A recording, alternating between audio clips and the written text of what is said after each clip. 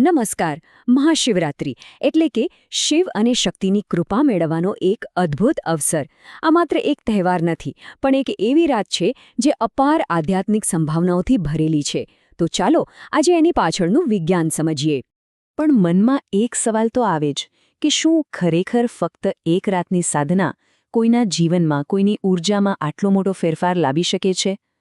આજના આ વિશ્લેષણમાં આપણે આ જ ગૂઢ પ્રશ્નનો જવાબ શોધવાના છીએ. તો ચાલો જોઈએ કે આજે આપણે શું સમજવાના છીએ. પહેલાં તો આ એક વિશેષ અવસર કેમ છે, પછી જાગરણ પાછળનું વૈજ્ઞાનિક રહસ્ય શું છે, કૃપા મેળવવા માટે કઈ સાધના કરવી, સાધના માટે સાચા સાધનો કયા છે, અને છેલ્લે આ બધાનું અંતિમ પરિણામ શું મળે. તો ચાલો શરૂઆત કરીએ આપણા પહેલા મુદ્દાથી. શિવરાત્રિ આટલો ખાસ, આટલો વિશેષ અવસર કેમ ગણાય છે? શું છે એવું આ રાતમાં જે તેને બીજી બધી રાતથી અલગ પાડે છે? જુઓ, આધ્યાત્મિક કેલેન્ડરમાં આ રાત્રિનું સ્થાન એકદમ અનોખું છે.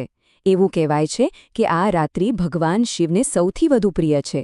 આ એમના દિવ્ય મિલનની રાત્રિ છે. અને બસ આ જ કારણથી આ સમયે બ્રહ્માંડની ઊર્જા એવી હોય છે કે આપણું જોડાણ ખૂબ સહેલાઈથી થઈ શકે. તો આ રાત્રિની જે સૌથી મુખ્ય સાધના છે એ છે જાગરણ. પણ એની પાછળ એક ખૂબ જ ઊંડું અને રસપ્રદ વૈજ્ઞાનિક રહસ્ય છુપાયેલું છે. ચાલો એને જરા નજીકથી સમજીએ. સવાલ એ થાય કે આખી રાત જાગવાની શું જરૂર? શું કામ ઊંઘ બગાડવાની? શું આ માત્ર એક પરંપરા છે કે પછી એની પાછળ કોઈ ઠોસ કારણ પણ છે?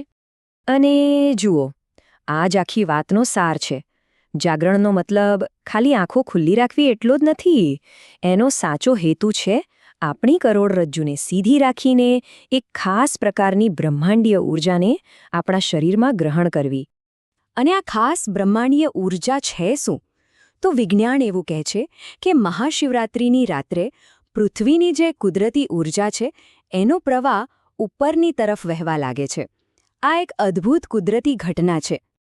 આનું વિજ્ઞાન બહુ જ સરળ છે. જ્યારે આપણી કરોડરજ્જુ સીધી એટલે કે વર્ટિકલ પોઝિશનમાં હોય છે, ભલે આપણે બેઠા હોઈએ કે ઊભા, ત્યારે આપણું શરીર આ ઉપર તરફ વહેતી ઊર્જા માટે જાણે કે એક એન્ટેના બની જાય છે. પણ જેવી આપણી કરોડરજ્જુ આડી એટલે કે હોરિઝોન્ટલ થાય, મતલબ કે આપણે સૂઈ જઈએ, એવું તરત જ આ એનર્જી સાથેનું આપણું કનેક્શન તૂટી જાય છે. તો હવે આપણે વિજ્ઞાન તો સમજી ગયા, પણ સવાલ એ છે કે આનો લાભ કેવી રીતે ઉઠાવવો? આખી રાત જાગરણ દરમિયાન ખરેખર કરવું શું જોઈએ જેથી આ ઊર્જાનો મહત્તમ ફાયદો મળે? નિયમો એકદમ સરળ છે. પહેલો નિયમ, સવારના સૂર્યોદય સુધી જાગતા રહેવાનું છે. અને બીજો અને સૌથી અગત્યનો નિયમ, કરોડરજ્જુને સીધી રાખવાની છે. તમે બેસી શકો, ઊભા રહી શકો, ચાલી પણ શકો, પણ સૂવાનું તો બિલકુલ નથી.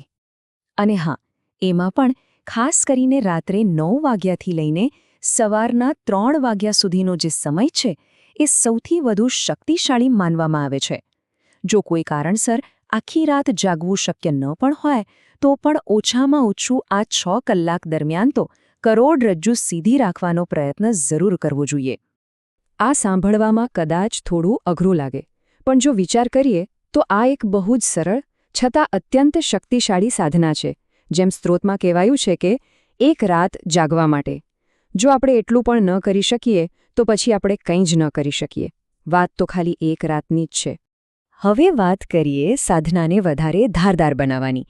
એટલે કે જાગરણ દરમિયાન આપણે કયા મંત્રોનો જાપ કરી શકીએ અને આપણા મનમાં જે લક્ષ્ય હોય એ પ્રમાણે કઈ માળાની પસંદગી કરવી જોઈએ. તો આ રાત્રિ માટેનો જે મૂળ મંત્ર છે, જે સૌથી શક્તિશાળી મંત્ર છે, તે છે પંચાક્ષરી મંત્ર, નમઃ શિવાય. આ મંત્રનો જાપ આખી રાત કરવાથી વિશેષ ફળ મળે છે એવું માનવામાં આવે છે. અને હવે એક બહુ જ રસપ્રદ અને કામની વાત. સાધક પોતાના લક્ષ્ય પ્રમાણે અલગ અલગ માળાનો ઉપયોગ કરી શકે છે. જેમ કે જો લક્ષ્ય ધન કે આર્થિક સમૃદ્ધિનું હોય તો કમળગટ્ટાની માળા, જ્ઞાન કે શિક્ષણ માટે સ્ફટિકની માળા, અને સારા સ્વાસ્થ્ય કે કોઈ સમસ્યાના નિવારણ માટે રુદ્રાક્ષની માળા પર નમઃ શિવાયનો જાપ કરવો શ્રેષ્ઠ ગણાય છે. પણ અહીંયા છે ને ઓમનો ઉપયોગ વિશે એક વાત ખાસ સમજવા જેવી છે. જો ઈચ્છાઓ સાંસારિક હોય, જેમ કે ધન, સ્વાસ્થ્ય, સફળતા, તો માત્ર નમઃ શિવાય મંત્રનો જાપ કરવો.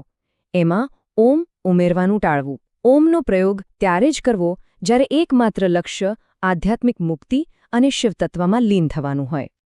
તો ચાલો, આ બધું કર્યું, આખી રાત જાગરણ કર્યું, મંત્ર જાપ કર્યા, પણ આખરે આનું પરિણામ શું?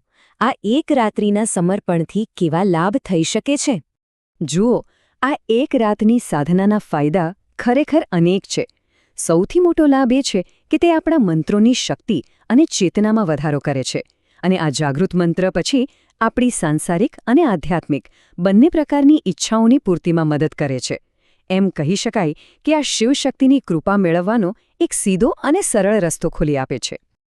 તો અંતે સવાલ પાછો એ જ આવીને ઊભો રહે છે, શું એક રાતની સાધના જીવનભરના લાભ માટે યોગ્ય નથી? આ રાત્રિની અપાર સંભાવનાઓ આપણી સામે છે. હવે તેનો લાભ લેવો કે નહીં, તે નિર્ણય તો દરેકનો પોતાનો છે. આ વિચાર સાથે નમસ્કાર.